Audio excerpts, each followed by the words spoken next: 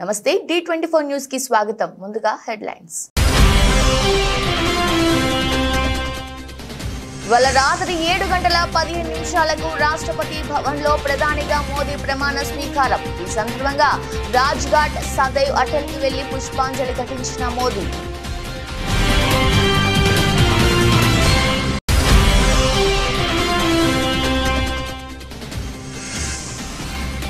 వరంగల్ భద్రకాళి అమ్మవారిని దర్శించుకున్న మంత్రి కొండా సురేఖ. వేద మంత్రాలతో స్వాగతం పలికిన పూజారులు.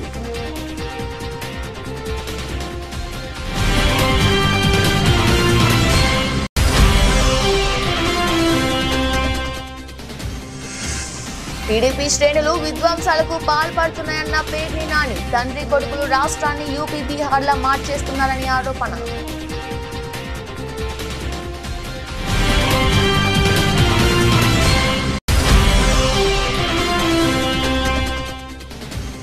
తెలంగాణలో నేడే గ్రూప్ 1 పరీక్ష. సంగారెడ్డి జిల్లాలో ఆలస్యంగా పరీక్ష కేంద్రానికి చేరిన 6 అభ్యర్థులు. అనుమతించని సిబ్బంది.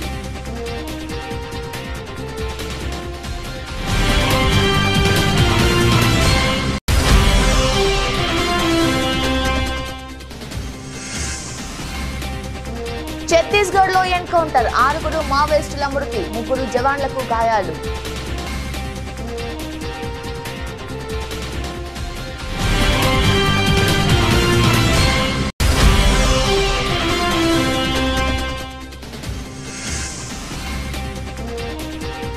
దాయాదుల మధ్య హై వోల్టేజ్ మ్యాచ్ కు సర్వం సిద్ధం. జోరు మీదున్న టీమిండియా.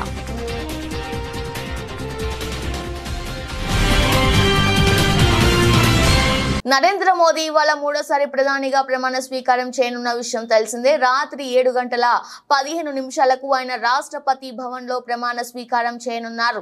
ఈ సందర్భంగా ఇవాళ ఉదయం మహాత్మా గాంధీ, మాజీ ప్రధాని వాజ్పేయికి మోదీ నివాళులర్పించారు. రాజ్ ఘాట్ సదైవ్ అటల్ కి వెళ్లి పుష్పాంజలి ఘటించారు. నేడు ప్రధానిగా మోదీ ప్రమాణ స్వీకారోత్సవానికి ఢిల్లీలోని రాష్ట్రపతి భవన్ ముస్తాబైంది. శని, ఆదివారం 2 రోజులు ఢిల్లీలోని అధికారులు నో ఫ్లై జోన్ గా ప్రకటించడం జరిగింది. రాష్ట్రపతి భవన్ ప్రాంతంలో 3 అంచెల భద్రత ఏర్పాటు చేశారు. ఈ వేడుకకు ఇప్పటికే పొరుగు దేశాల అధినేతలు, విదేశీ ప్రతినిధులు, పారిశ్రామికవేత్తలతో పాటు సామాన్యులకు ఆహ్వానాలు అందాయి. ఇక ప్రమాణ స్వీకారం తర్వాత మోదీ వారణాసి వెళ్లి ప్రత్యేక పూజలు నిర్వహించనున్నారు.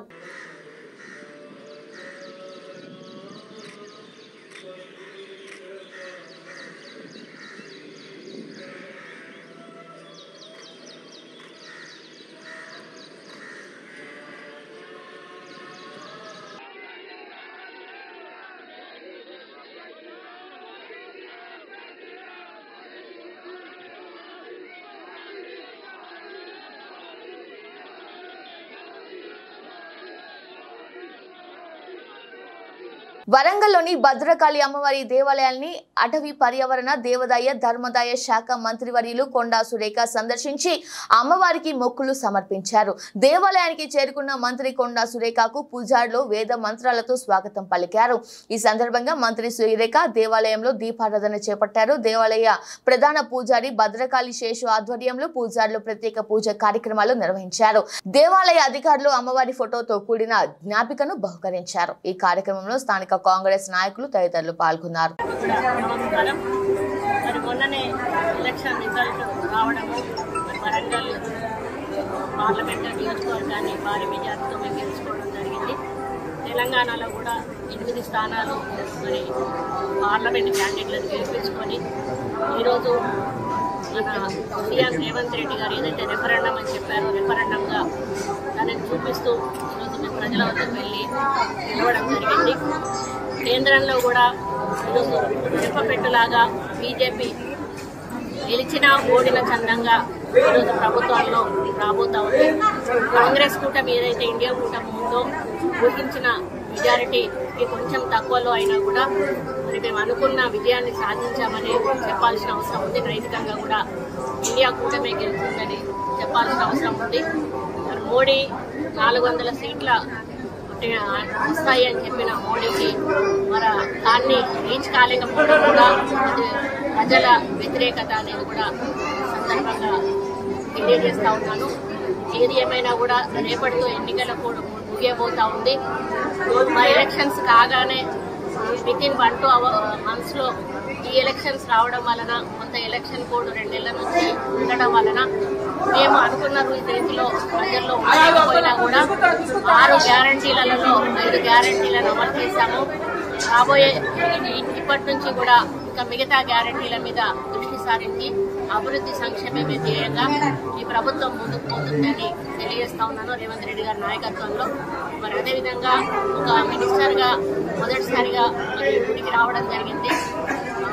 ఎలక్షన్స్ అయినాక వస్తానని చెప్పి ఒప్పుకున్న సందర్భంగా మరి భద్రకాళి అమ్మవారి ఆశీస్సులతో మరి వరంగల్లో ఉన్న ప్రతి టెంపుల్ని కూడా అన్ని రకాలుగా అభివృద్ధి చెందే విధంగా కృషి చేస్తానని ఒక తెలంగాణ దేవాదాయ శాఖ మంత్రిగా కూడా అన్ని టెంపుల్స్ మీద కూడా ప్రత్యేక దృష్టి సారిస్తానని మరి గతంలో పక్క రాష్ట్రమైన ఆంధ్రప్రదేశ్ నుంచి మనకి ఎటువంటి సహాయ సహకారాలు లేకుండే ఇప్పుడు అక్కడ కూడా ప్రభుత్వం మారింది కాబట్టి టీటీడీ నుంచి మరి వీలైనంత నిధులు తీసుకొచ్చి ఇక్కడ దేవాలయాల అభివృద్ధి కోసం కృషి చేస్తానని అదేవిధంగా ఫారెస్ట్ ఎన్విరాన్మెంట్ మినిస్టర్గా కూడా నా బాధ్యతలన్నీ కూడా మరి శ్రద్ధతో నిర్వహించి ప్రజలకు. ఏపీలో ఎన్నికల ఫలితాల అనంతరం పలు ప్రాంతాల్లో అధికార టీడీపీ విపక్ష వైసీపీ మధ్య ఉద్రిక్తతలు చోటు చేసుకుంటున్నాయి. దీనిపై మాజీ మంత్రులు పేర్ని నాని, కొడాలి నాని ప్రెస్ మీట్ పెట్టారు. తెలుగుదేశం పార్టీ విధ్వంసాలకు మరణ హోమానికి పాల్పడుతుందని పేర్ని నాని మండిపడ్డారు. గెలిచిన ఎమ్మెల్యేలు వారి నియోజకవర్గాల్లో హింసను ప్రోత్సహిస్తున్నారని ధ్వజమెత్తారు. వారి కార్యకర్తలు చేసే విధ్వంస కాండపై కేసులు నమోదు చేయొద్దని, పోలీసులు జోక్యం చేసుకోవద్దని పైనుంచి చంద్రబాబు, డీజీపీ, ఎస్పీలకు చెబుతున్నారని పేర్ని నాని ఆరోపించారు. గతంలో యూపీ, బీహార్ రాష్ట్రాలు ఎలా ఉండేవో ఇప్పుడు ఏపీని కూడా తండ్రి కొడుకులు హింసాత్మక రాష్ట్రంగా తయారు చేస్తున్నారని విమర్శించారు. మర్డర్ కేసులో ముద్దాయిలుగా ఉన్నవారు రౌడీ షీటర్లు కూడా స్థానిక సీఏలను, డీఎస్పీలను బెదిరించే పరిస్థితి వచ్చిందని, ఏరా ఉద్యోగం చేయాలని లేదా ఉంటావా నువ్విక్కడ అంటూ మాట్లాడుతున్నారని, దీనికి సంబంధించి తమ వద్ద వీడియో సాక్ష్యాలు ఉన్నాయని పేర్ని నాని స్పష్టం చేశారు. ఈ వీడియో ఆధారాలను హైకోర్టుకు ఇవ్వబోతున్నామని అన్నారు. డీజీపీకి, ఎస్పీలకి కేసులు కట్టబాకండి, మా కార్యకర్తలు చేసేటువంటి ధ్వంసాన్ని మీరు విట్నెస్గా చూస్తూ ఉండండి తప్పితే మా వాళ్ళని ఎక్కడ ఆపటానికి వీల్లేదు, మీరు పోలీసు ఉద్యోగం చేయటానికి వీల్లేదు అని చెప్పని వాళ్ళ పోలీసులు చేతులు కట్టి ఈ ధ్వంసరచన చేస్తున్నారు.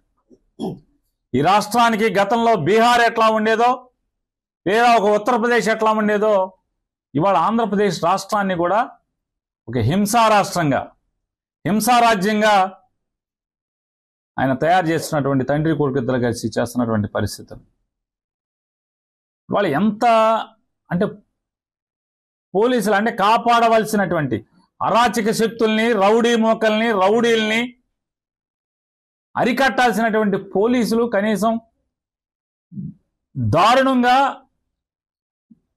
గ్రామాల్లో, పట్టణాల్లో మర్డర్ కేసు ముద్దాయిలు, రౌడీ షీటర్స్ అందరూ కూడా స్థానిక సిఐల్ని, డిఎస్పీలని ఎరా ఉద్యోగం చేయాలని లేదా, ఉంటావరా నువ్వు ఎక్కడ అని మాట్లాడుతున్నా కూడా కనీసం అన్ని వీడియోలు ఉన్నాయి. ఇవన్నీ హైకోర్టుకి ఇవ్వబోతున్నాం. అదేవిధంగా వాళ్ళ ఇళ్ళకెళ్ళి ఇళ్ళు పగలు కొడతాం, కార్లు పగలు కొడతాం, అర్ధరాత్రులు వెళ్ళి వైఎస్ఆర్ కాంగ్రెస్ పార్టీ శ్రేణుల్ని భయపెట్టాలి, ఈ వైఎస్ఆర్ కాంగ్రెస్ పార్టీని డిస్టేజన్ చేయాలని చెప్పి పెద్ద ఎత్తున ప్రయత్నాలు చేస్తున్నారు. వాటిల్లో కొన్ని చోట్లయితే ఫిజికల్గా వ్యక్తుల మీద దాడులు చేయటం, కాళ్ళు ఇరక్కొడతాం, చేతులు ఇరక్కొడతాం, తల్ల పగలు కొడతాం. అదేవిధంగా ఈ గ్రామాల్లో కానీ ఇక్కడ కానీ మీరు ఉండకూడదని చెప్పి వార్నింగ్లు ఇవ్వటం అనేక రకాలుగా చేస్తున్నారు. వీటికి ప్రత్యక్ష సాక్షులు పోలీసులు దగ్గర ఉండి వాళ్ళు కొడతాంటే వీళ్ళు చూస్తూ నిలబడి ఎంజాయ్ చేస్తున్నారు. ఈరోజు మా దగ్గర పోలీసులు ప్రేక్షక పాత్ర వహించేటువంటి సన్నివేశాలు, తెలుగుదేశం పార్టీ అల్లరిమోకలో మా వాళ్ళ మీద దాడి చేస్తున్నటువంటి సన్నివేశాలు సీసీ ఫుటేజీలతో సహా, ఫోటోలతో సహా మా దగ్గర ఉన్నాయి. మేము ఎస్పీ గారికి కానీ లేదా లోకల్గా ఉన్నటువంటి పోలీస్ స్టేషన్లో కానీ కంప్లైంట్ ఇచ్చినా, ఒకవేళ మాకు ముందు సమాచారం ఉండి ఇలా గొడవ జరిగేటువంటి పరిస్థితి ఉందని చెప్పినా కూడా వాళ్ళు వచ్చి ప్రేక్షక పాత్ర వహించడం, అదేవిధంగా ఎటువంటి కేసులు కూడా కట్టినటువంటి పరిస్థితి లేదు. ఛత్తీస్గఢ్ రాష్ట్రంలోని నారాయణపూర్ జిల్లా ముంగడి అటవీ ప్రాంతంలో భద్రతా బలగాలు మావోయిస్టుల మధ్య ఎన్కౌంటర్ జరిగింది. 6 యూనిఫామ్ లో ఉన్న మావోయిస్టులను జవాన్లు హతమార్చారు. హతమైన మావోయిస్టుల మృతదేహాలను పోలీసులు స్వాధీనం చేసుకున్నారు. మృతదేహాలతో పాటు ఆ ఆయుధాలు, రోజువారీ ఉపయోగించే సామాగ్రి, విప్లవ సాహిత్యం, ఎలక్ట్రికల్ పరికరాలు, వాకీటాకీలు పెద్ద ఎత్తున సాధించేసుకున్నారు. ఈ ఎన్కౌంటర్ లో 3 జవాన్లకు తీవ్ర గాయాలయ్యాయి. వారిని హుటాహుటిన హెలికాప్టర్ లో రాయ్పూర్కి తరలించారు. ఇక వివరాల్లోకి వెళ్తే గత రాత్రి బస్తర్ పరిధిలోని నారాయణపూర్, దంతివాడ, కొండగావ్, జగదల్పూర్ జిల్లాలకి చెందిన డిఆర్జీ, ఐటీబీపీ సైనికులు సంయుక్తంగా మావోయిస్టులు దాగి ఉన్న ప్రదేశాలు గాలింపు చర్యలు చేపట్టారు. ఈ సమయంలో నారాయణపూర్ జిల్లా ఓట్సా పోలీస్ స్టేషన్ పరిధిలోని తుల్తిలి, గోబెల్ గ్రామ అడవుల్లో గత రాత్రి నుండి 3 సార్లు కాల్పులు జరిగాయి. ఈ కాల్పుల్లో 6 మావోయిస్టులు మృతి చెందారు. మృతి చెందిన మావోయిస్టుల వద్ద ఒక 303, ఒక 315 బోర్డు రైఫిల్, 3 12 బోర్డుల రైఫిల్స్, ఒక బిజియల్ లాంచర్ తో సహా 6 ఆయుధాలు, ఇతర నక్సల్ సామాగ్రిని పెద్ద మొత్తంలో స్వాధీనం చేసుకున్నారు. ఇంకా ఈ సంఘటనలో మృతి చెందినట్లు ఉన్నతాధికారులు భావిస్తున్నారు. గాయపడిన జవాన్ల పరిస్థితి ప్రాణాపాయ స్థితి నుండి బయటపడ్డట్టు తెలిసింది.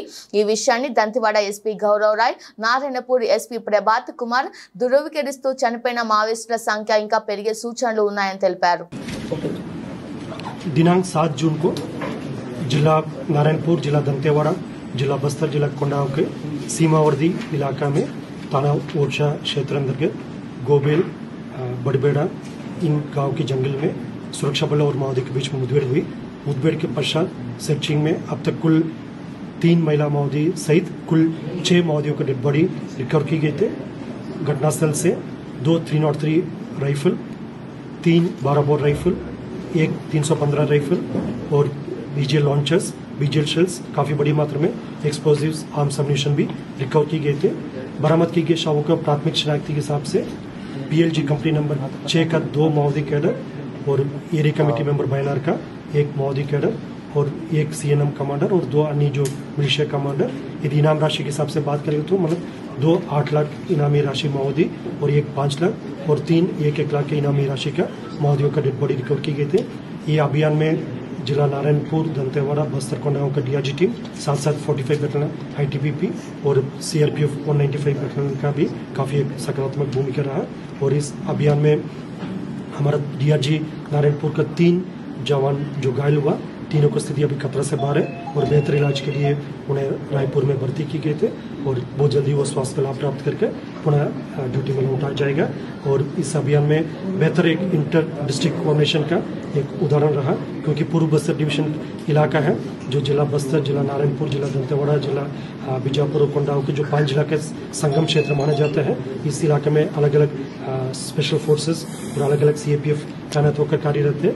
आपस में बेहतर तालमेल के साथ कल हमको काफी एक बेहतरीन परिणाम जो कई वर्षों के पश्चात पूरी बस्तर डिवीजन में प्राप्त हुआ है और हम आने वाले समय में और बेहतर रणनीति के साथ इस क्षेत्र में और अभियान संचालित करेगा। జాతీయ న్యాయ సహాధికార మరియు రాష్ట్ర సేవాధికారి ఉత్తర్వుల మేరకు జిల్లా న్యాయ సేవాధికారి సంస్థ మరియు జిల్లా ప్రధాన న్యాయమూర్తి భవానీ చంద్ర మరియు జిల్లా కోర్టులో జాతీయ లోక్ అదాలత్ కార్యక్రమం ఘనంగా నిర్వహించడం జరిగింది. ఈ సందర్భంగా జిల్లా ప్రధాన న్యాయమూర్తి శ్రీమతి జి భవానీ చంద్ర ముఖ్య అతిథిగా పాల్గొని జాతీయ లోక్ అదాలత్ నందు రాజీ మార్గం ద్వారా కేసులను పరిష్కరించుకొని సత్వర న్యాయం సమన్వయ సందేల పోలీసు అధికారులు న్యాయవాదులు సహాయం చేయాలని, ఈ అవకాశాన్ని వినియోగించుకొని కేసులను ఎక్కువ సంఖ్యలో పరిష్కరించుకోవాలని కోరడం జరుగుతుంది. ఈ జాతీయ లోక్ అదాలత్ నందు జిల్లా వ్యాప్తంగా వివిధ రకాల కేసుల్లో మరియు నష్టపరిహారం ఇప్పించడం జరిగింది. ఈ లోక్ అదాలత్ నందు జిల్లా జడ్జ్ జి భవానీ చంద్ర, మొదటి అదనపు జిల్లా జడ్జ్ జయంతి, రెండవ అదనపు జిల్లా జడ్జ్ కృష్ణార్జున, మూడవ అదనపు జిల్లా జడ్జ్ శ్రీమతి సునీత రవీంద్రారెడ్డి, నాలుగవ అదనపు జిల్లా judge Lavanya, senior civil judge Radhakrishna Chauhan, జిల్లా న్యాయ సేవాధికారి సంస్థ కార్యదర్శి B Ramesh, principal junior civil judge Lakshman Chari, special excise court Tejashree, bar president Vishnuvardhan Reddy, senior న్యాయవాదులు మరియు సిబ్బంది తదితరులు పాల్గొన్నారు. రోజు ఇంకా మెయిన్ గా నేషనల్ లోక్ అదాలత్ డేగా జరుపుకోవడం అనేటువంటి జరుగుతుంది. ఇప్పటి వరకు కూడా చాలా కేసెస్ లో సెటిల్మెంట్ అయింది. మెయిన్ ముఖ్యంగా నేను ఇక్కడ చెప్పదలుచుకుంది ఏంటంటే ఓపీసీలలో కూడా ఎక్కువ పెద్ద అమౌంట్ అనేటువంటివి కూడా ఈ లోక్ అదాలత్ సందర్భంగా డిపాజిట్ చేయడం అనేటువంటిది జరిగింది. ఏడీజే కోర్ట్స్ లో కానీ సీనియర్ సివిల్ జడ్జెస్ కూడా ల్యాండ్ అక్విజిషన్ కేసులో దాదాపు 15 crores 3,67,364 అనేటువంటి అమౌంట్స్ అనేటువంటివి డిపాజిట్ అయినాయి. అదే మాదిరిగా మనకి ఇప్పుడు సైబర్ క్రైమ్స్ లో కూడా అంటే జనరల్ గా మనకి అమౌంట్ అంతా కూడా వేరే వాళ్ళ దగ్గరికి ఫ్రీజ్ అయిపోతుంది, అమౌంట్ లాస్ అవుతున్నారు పబ్లిక్. అలాంటి కేసెస్ కూడా నియర్లీ 100 కేసెస్ అనేటువంటివి ఇప్పటి వరకు సెటిల్ అయిపోయినాయి. ఇంకా ఈ రోజు కూడా ఇంకా ఎక్కువగా సెటిల్ అవుతూ ఉన్నాయి.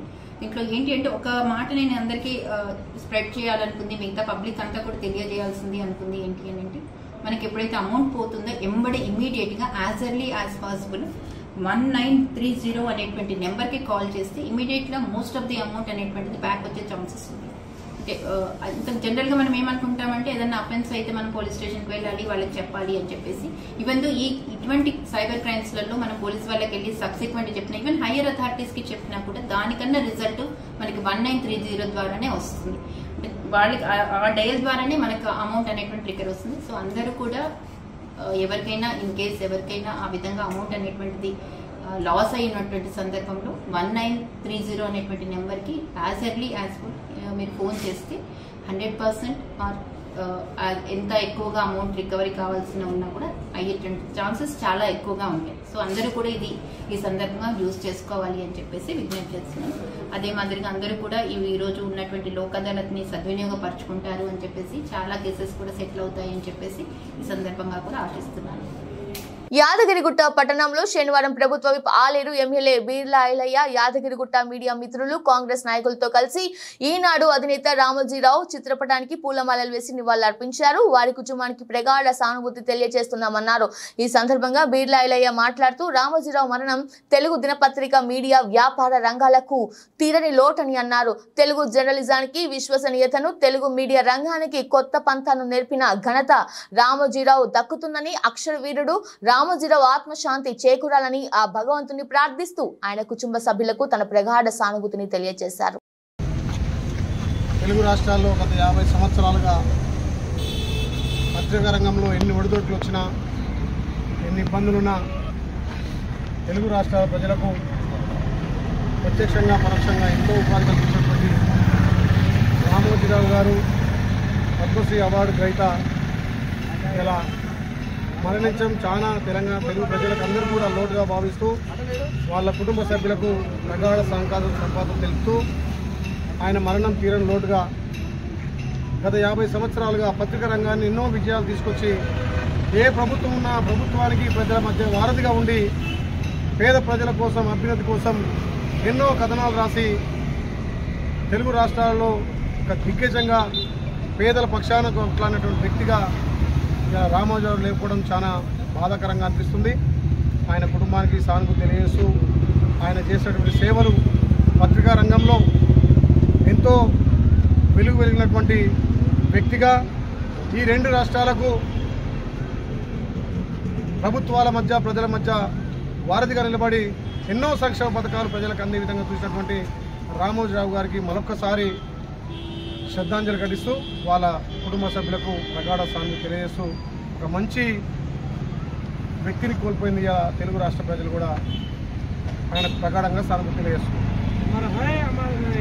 పాలకుర్తి మండల కేంద్రంలో వరంగల్, నల్గొండ, ఖమ్మం జిల్లాల పట్టభద్రుల ఎమ్మెల్సీగా తీన్మార్ మల్లన్న విజయం సాధించినందుకు ఎమ్మెల్యే యశస్విని రెడ్డి, కాంగ్రెస్ నియోజకవర్గ ఇన్ఛార్జ్ హనుమాన్ల ఝాన్సీ రెడ్డిల ఆదేశాల మేరకు బ్లాక్ కాంగ్రెస్ అధ్యక్షుడు రాపాక సత్యనారాయణ, మండల కాంగ్రెస్ అధ్యక్షుడు గిరిగాని కుమార్ స్వామిగౌడ్ ఆధ్వర్యంలో కాంగ్రెస్ పార్టీ కార్యకర్తలు బాణాసంచా కాల్చి సంబరాలు జరుపుకున్నారు. ఈ సందర్భంగా మాట్లాడుతూ పట్టభద్రులు అందరూ కాంగ్రెస్ పార్టీకి అండగా నిలిచారని అన్నారు. నిరుద్యోగ సమస్య, ఉపాధి అవకాశాలు కల్పించడం కాంగ్రెస్ పార్టీకి సాధ్యమని అన్నారు.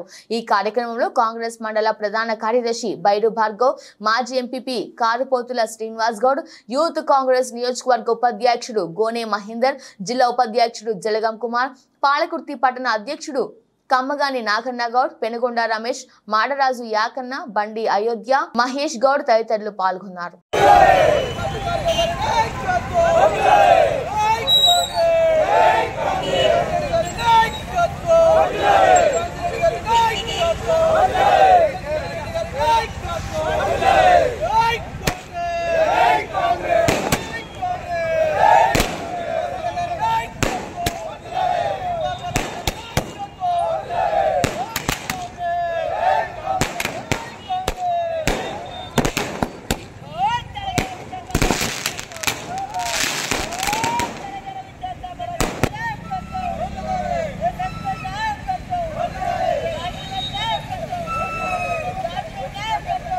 హుజూరాబాద్ ఎమ్మెల్యే పాడి కౌశిక్ రెడ్డి మంత్రి పొన్నం ప్రభాకర్ పై చేసిన అనుచిత వ్యాఖ్యలకు నిరసనగా ఇవాళ భీమదేవరపల్లి మండల కేంద్రంలో కాంగ్రెస్ శ్రేణులు ఎమ్మెల్యే కౌశిక్ రెడ్డి దిష్టిబొమ్మ దగ్ధం చేశారు. స్థానిక అంబేద్కర్ కూడలి వద్ద ఆందోళన నిర్వహించిన కాంగ్రెస్ శ్రేణులు ఎమ్మెల్యే కౌశిక్ రెడ్డి దిష్టిబొమ్మ దగ్ధం చేసి నినాదాలు చేశారు. కౌశిక్ రెడ్డి నోరు దగ్గర పెట్టుకొని మాట్లాడాలని, లేదంటే రానున్న రోజుల్లో తగిన గుణపాఠం తప్పదని హెచ్చరించారు.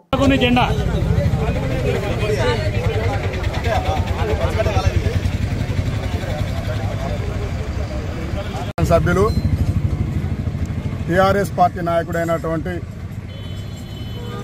పాడి కౌశిక్ రెడ్డి గౌరవనీయులు రాష్ట్ర మంత్రివర్యులైనటువంటి శ్రీ పొన్నం ప్రభాకర్ గారి మీద గత 2 రోజుల క్రితం అనుచితమైనటువంటి వ్యాఖ్యలు, అన్పార్లమెంటరీ మాటలు, ప్రజాస్వామ్యబద్ధంగా కాకుండా వ్యక్తిగతమైనటువంటి దూషణలకు దిగడం కాంగ్రెస్ పార్టీ భీమదేవరపల్లి మండల పక్షాన ఖండిస్తా ఉన్నాం.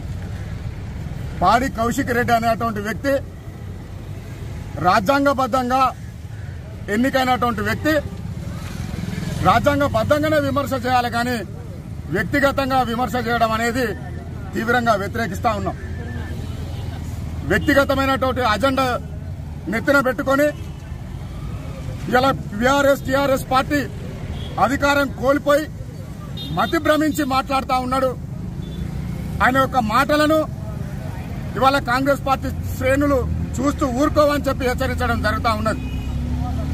ఒకవేళ ఉమ్మడి కరీంనగర్ జిల్లాలో పాడి కౌశిక్ రెడ్డి ఇవాళ తిరగాలనుకుంటే, మా యొక్క శ్రేణులు కనుక అడ్డంగా చెప్పాలనుకుంటే, ఏ ఒక్క రోజు కూడా నువ్వు హుజూరాబాద్ నియోజకవర్గంలో తిరిగే అటువంటి శక్తి సామర్థ్యం లేదని చెప్పి తీవ్రంగా హెచ్చరించడం జరుగుతూ ఉన్నది.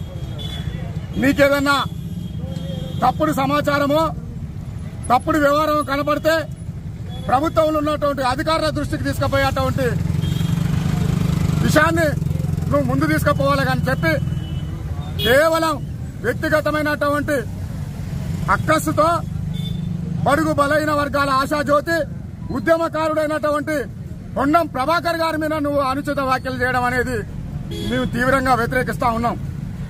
ఇలాంటి వ్యాఖ్యలు కనుక చేసేనుంటే నువ్వు రేపు శాసనసభలో కూడా అడుగు పెట్టనీయకుండా మా పార్టీ శ్రేణులన్నీ నిన్ను అడ్డగిస్తాయని చెప్పి హెచ్చరిస్తా ఉన్నాం. వరంగల్ మున్సిపల్ కార్పొరేషన్ కి చెందిన మెప్మా ఉద్యోగులను అన్యాయంగా విధుల నుండి తొలగించాలని ఆవేదన వ్యక్తం చేసిన ఉద్యోగులు ప్రభుత్వ నోటిఫికేషన్ ద్వారా 2019లో కమ్యూనిటీ ఆర్గనైజర్ ఉద్యోగంలో చేరిన 4 ఉద్యోగులను ఎటువంటి ఆదేశాలు జారీ చేయకుండా విధుల నుంచి తొలగించారని బాధితులు మీడియా సమావేశంలో తెలిపారు.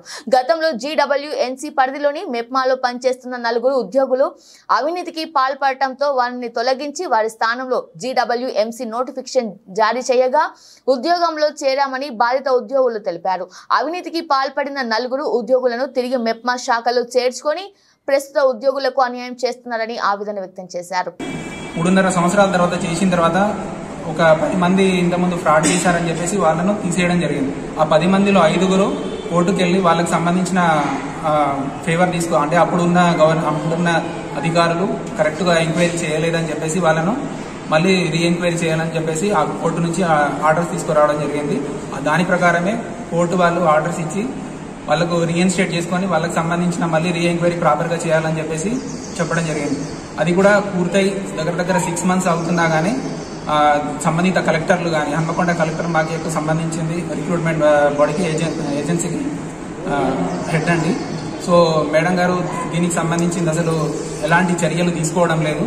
మేము చాలా నిరుపేద కుటుంబం నుంచి వచ్చిన వాళ్ళము. సో మాకు ఎలాంటి న్యాయం కోసం వెళ్తున్న క్రమంలో కనీసానికి మా ప్రాబ్లం చెప్తున్నా కానీ ఒక బ్యూరోక్రాట్గా మేడం కనీసానికి రెస్పాండ్ కావడం లేదు. ప్రతిసారి ఎలక్షన్స్ ఉన్నాయి అని చెప్పేసి ఎలక్షన్ తర్వాత వెళ్ళినా కానీ దీని గురించి కనీసానికి పట్టించుకోవడం లేదు. సో ఇప్పటికైనా ఇక మా చావే శరణ్యం లెక్క ఉంది. ఇప్పుడు మా కనీసం బతుకు ఇప్పుడు సంవత్సరంన్నర నుంచి మేము ఎలాంటి జాబులు కానీ ఎలాంటి మా ఉద్యోగం మాకే వస్తాయని చెప్పేసి అప్పుడున్న అధికారులు మాకు చెప్పడం జరిగింది. మేము యాక్చువల్గా తర్వాత కోర్టుకు వెళ్ళడం జరిగింది. కోర్టు విత్డ్రా కూడా అయినాం. ఎందుకంటే అధికారులను ఇబ్బంది పెట్టడం ఎందుకని చెప్పేసి ఇక కోర్టు చుట్టూ తిరగడం, మేము తిరగడం, అధికారులను ఇబ్బంది పెట్టడం ఎందుకని చెప్పేసి మా యొక్క తోటి ఉద్యోగులు కానీ అప్పుడున్న వాళ్ళు అంటే అధికారులు కానీ మాకు సలహా ఇవ్వడం వల్ల కోర్టు విత్డ్రా కూడా అయినాము. అధికారులను ఇబ్బంది పెట్టద్దు అనేది మా ఉద్దేశం, కానీ అధికారులు మాత్రం మమ్మల్ని చాలా చిత్ర హింసలు పెడుతున్నారండి. 6 అభ్యర్థులు ఆలస్యంగా గ్రూప్ 1 పరీక్ష కేంద్రానికి చేరారు. నిమిషం ఆలస్యం నిబంధనతో పరీక్ష కేంద్రంలోకి సిబ్బంది అనుమతించలేదు. వీరంతా సంగారెడ్డి, నారాయణఖేడ్, అమీన్పూర్, పటేల్ గూడకు చెందిన అభ్యర్థులు.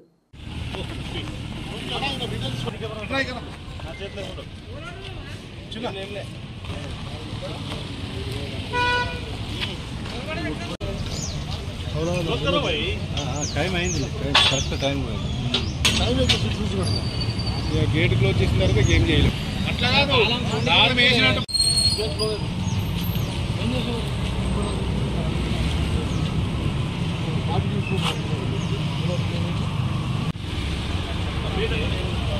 అట్లా స్టేషన్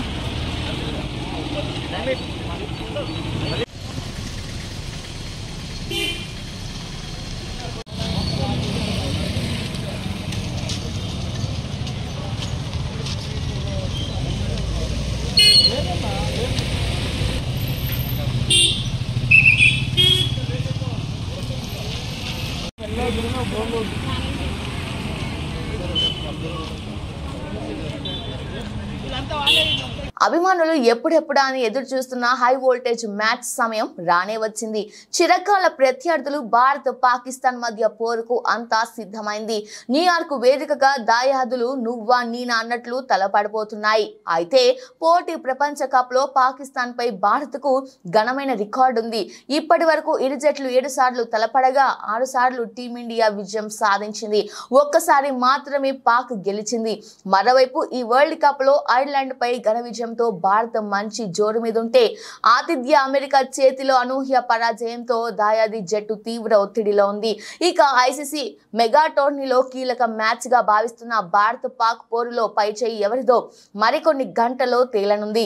యుద్ధాన్ని తలపించే ఈ హై వోల్టేజ్ మ్యాచ్ కోసం ఇప్పటికే ఇరు దేశాల అభిమానులు 1000 కళ్లతో ఎదురు చూస్తున్నారు. మెగా టోర్నీ కోసం న్యూయార్క్ లో కొత్తగా నిర్మించిన నసావు కౌంటీ స్టేడియంలో ఆదివారం భారత్ పాకిస్తాన్ మధ్య కీలక పోరు జరగనుంది. బులెటిన్ ముగించే ముందు హెడ్లైన్స్ మరోసారి. ఇవాళ రాత్రి 7:15 రాష్ట్రపతి భవన్ లో ప్రధానిగా మోదీ ప్రమాణ స్వీకారం. ఈ సందర్భంగా రాజ్ ఘాట్ సదైవ్ అటల్ కి వెళ్లి పుష్పాంజలి ఘటించిన మోదీ.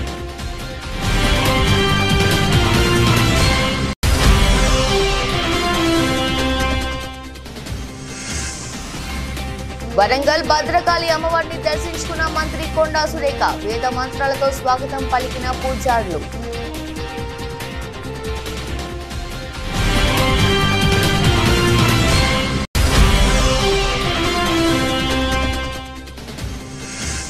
టీడీపీ శ్రేణులు విధ్వంసాలకు పాల్పడుతున్నాయన్న పేర్ని నాని. తండ్రి కొడుకులు రాష్ట్రాన్ని యూపీ, బీహార్లా మార్చేస్తున్నారని ఆరోపణ.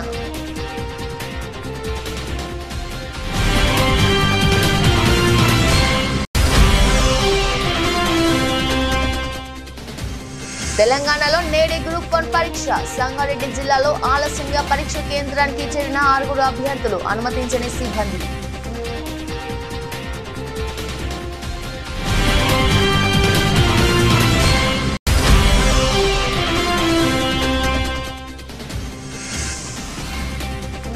ఛత్తీస్గఢ్ లో ఎన్కౌంటర్. 6 మావోయిస్టుల మృతి, 3 జవాన్లకు గాయాలు.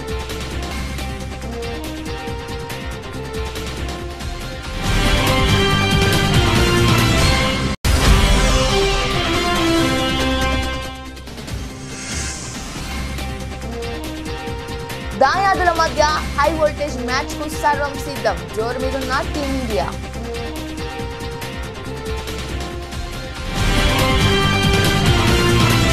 ఇది వాల్చి బులెటిన్. మరో బులెటిన్ లో మళ్ళీ కలుద్దాం. అంతవరకు చూస్తుండండి. నమస్కారం.